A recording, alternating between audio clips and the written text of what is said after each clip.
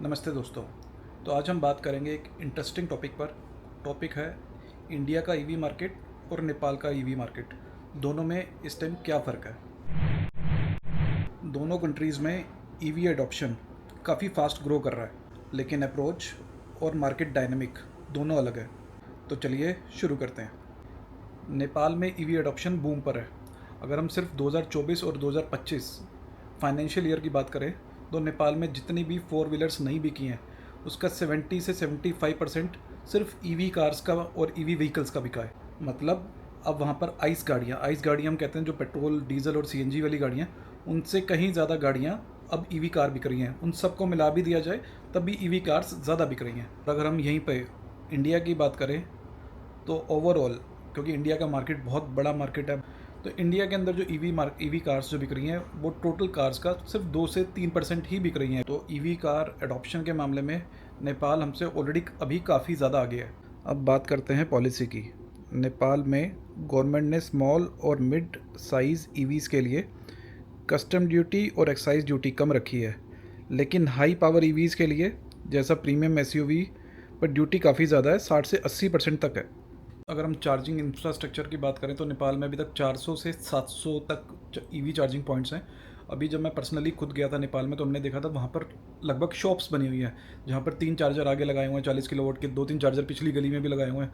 तो वहाँ पे छोटी माइक्रो बसेज आ रही हैं, कार्स आ रही हैं, वो आती हैं, चार्ज करती हैं, उनको कैश में पैसा देती हैं। इंडिया में हम लोग क्या करते हैं, अभी जाते हैं किसी चार्जिंग पॉइंट पे, पहले अपना ऐप पे देखते हैं कौन सा कहाँ लोकेटेड है, वो अवेलेबल है कि नहीं, हम जाते हैं वहाँ पर उसी ऐप से पैसा करते हैं। वो भी है वहाँ पर, लेकिन अलग से लोगों ने अपना बिजनेस भी बनाया हुआ है जहाँ पर सिर्फ डीसी चार्जिंग पॉइंट्स लगे हुए हैं और वहाँ पे वो जाके चार्ज करते हैं। यहाँ इंडिया में बात करें तो इंडिया में अभी तक अप्रॉक्सीमेटली जो गवर्नमेंट का डेटा है 12,000 ईवी चार्जिंग पॉइंट्स लग चुके हैं और ये डबल या ट्रिपल या उससे ज़्यादा हो जाएगा 1-1.5 साल के अंदर ही। और काफ़ी सारी कंपनीज़ आ गई हैं, यहाँ पे जियो है, यहाँ पर टाटा है, यहाँ पर स्टैटिक्स है, यहाँ पर अदानी है, यहाँ पर जियोन है, यहाँ पर XYZ बहुत कंपनी है जो कि इवन अब जितनी भी पेट्रोल वाली कंपनी भी थी, इंडियन ऑयल हो गई, HP हो गई, BPCL हो गई, ये सारी भी अब हमारे इस इंफ्रास्ट्रक्चर में आ रही हैं। ये सारी भी ईवी चार्जिंग प्रोवाइड कर रही हैं। पर एक फ़र्क है, जो नेपाल के अंदर है वो चार्जिंग इंफ्रास्ट्रक्चर जो है वो अभी भी अनइवन है। मिलेंगे बहुत ज़्यादा मिल जाएंगे, कहीं मिलेंगे अचानक से बिल्कुल ही नहीं मिलेंगे, तो वो थोड़ा सा इशू है नेपाल के अंदर भी। जबकि इंडिया में अब ऐसा नहीं है। इंडिया में आपको हाईवे पे जाओगे तो हर एक ढाबास पे आपको, सर्विस स्टेशंस पर आपको, मॉल्स के अंदर, पार्किंग्स के अंदर आपको ईजिली अब मिलने लग गए हैं ईवी पॉइंट्स। अभी मैं रिसेंटली, लोग मनाली जाते हैं, शिमला जाते हैं, these are popular hill station. मैं भी बीर गया था तो बीर में मेरे को 1-2 जगह दिक्कत ज़रूर आई और वो गाड़ी खड़ी भी हुई थी, लेकिन अदानी का वहाँ पे चार्जर था। और एक वहाँ पर आगे पालमपुर के अंदर एक आगे पेट्रोल पंप के ऊपर इंडियन ऑयल का भी ईवी चार्जर था। नेपाल के जो पॉपुलर ईवी ब्रांड्स हैं वो भी इंडिया के जैसे ही हैं। MG है वहाँ पर, काफ़ी ज़्यादा बिकता है MG, BYD है वहाँ पर, टाटा है वहाँ पर। इसके अलावा 2-3 चाइनीज़ ब्रांड और भी हैं, 2-3 क्या बहुत सारे चाइनीज़ ब्रांड है वहाँ पे। एक नेटा या नेता करके कंपनी थी, NETA, उसकी काफ़ी सारी कार्स थी। भी बहुत सारे छोटे बड़े ब्रांड्स नेपाल के अंदर ईवी के भरे हुए हैं। उसका रीज़न ये भी है कि Nepal is connected with China on the road. तो वहाँ पर ऐसा कुछ नहीं है कि अभी इंडिया में क्या होता है, किसी को एजेंसी लेनी है फोर्ड की या किसी की, तो वो यहाँ आएगा, सेटअप करेगा, सारा कुछ करेगा, वो तब जाके।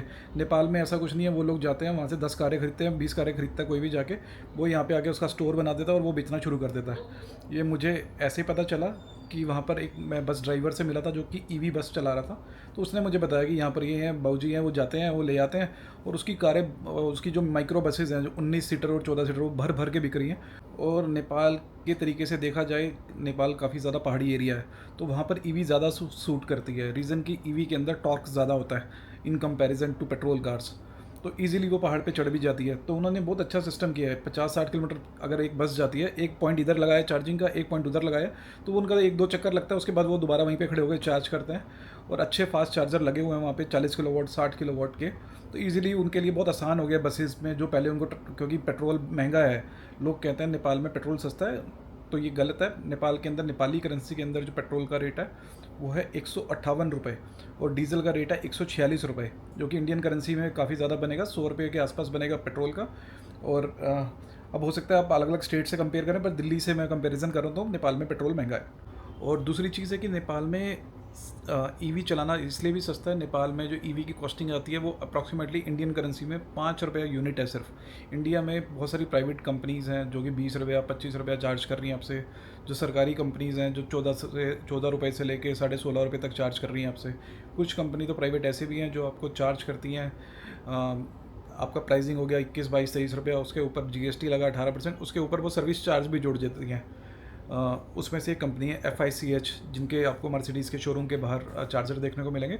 अगर आप अपना बिल उसमें सही से चेक करेंगे तो उसमें आपको एक सर्विस चार्ज भी लगा होगा हर बिल के ऊपर। और नेपाल में बिजली सस्ते होने का रीज़न ये भी है कि नेपाल में सारा का सारा हाइड्रो पावर इलेक्ट्रिसिटी है। इंडिया में ऐसा नहीं है, इंडिया में अभी भी कोल से बन रहा है, रिन्यूएबल है, तो इसलिए थोड़ा सा कॉस्टली भी है। और नेपाल में इसलिए सस्ता है क्योंकि सारा का सारा वहाँ पे हाइड्रो पावर से बनता है। तो समरी सिंपल है, नेपाल एडॉप्शन में आ गया है, परसेंटेज वाइज भी हमारे से काफ़ी ज़्यादा आगे है। इंडिया प्रोडक्शन में आ गया है, इंडियन कार्स, टाटा की कार्स हो गई, महिंद्रा की कार्स हो गई, इंडिया से बाहर बिक रही है। नेपाल में भी आप जाओगे तो टाटा का बहुत अच्छा मार्केट बना हुआ है ऑलरेडी, वहाँ का काफ़ी बड़ा बिग प्लेयर है ऑलरेडी टाटा। प्रोडक्शन के साथ साथ इंडिया इंफ्रास्ट्रक्चर में भी काफ़ी आगे है अभी। तो आपको क्या लगता है कि नेपाल अगले 5 साल में ईवी कैपिटल बन जाएगा इस साउथ एशियन कंट्रीज़ का, जहाँ पर बांग्लादेश है, इंडिया है, श्रीलंका है, पाकिस्तान है, या इंडिया में थोड़ा चेंज आएगा, इंडिया लीड कर जाएगा, इंडिया में एक रेवोल्यूशन आना बाकी है? तो क्या आपको लगता है कि सरकार और ज़्यादा बेनिफिट्स देगी ईवी कार्स को? ऑलरेडी अभी महाराष्ट्र गवर्नमेंट ने दिया है, वहाँ पर टोल टैक्सेस फ्री हो गए ईवी कार्स के लिए, दिल्ली गवर्नमेंट दे रही है, आपकी RTO फीस नहीं लग रही है।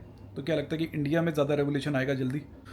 कमेंट में आप अपना ओपिनियन ज़रूर रखें, और अगर आपको ये वीडियो अच्छा लगा है तो आप इसे लाइक करें और अपने दोस्तों के साथ शेयर करें।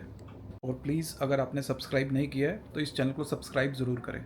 मैं अंकुश नागपाल, नमस्कार।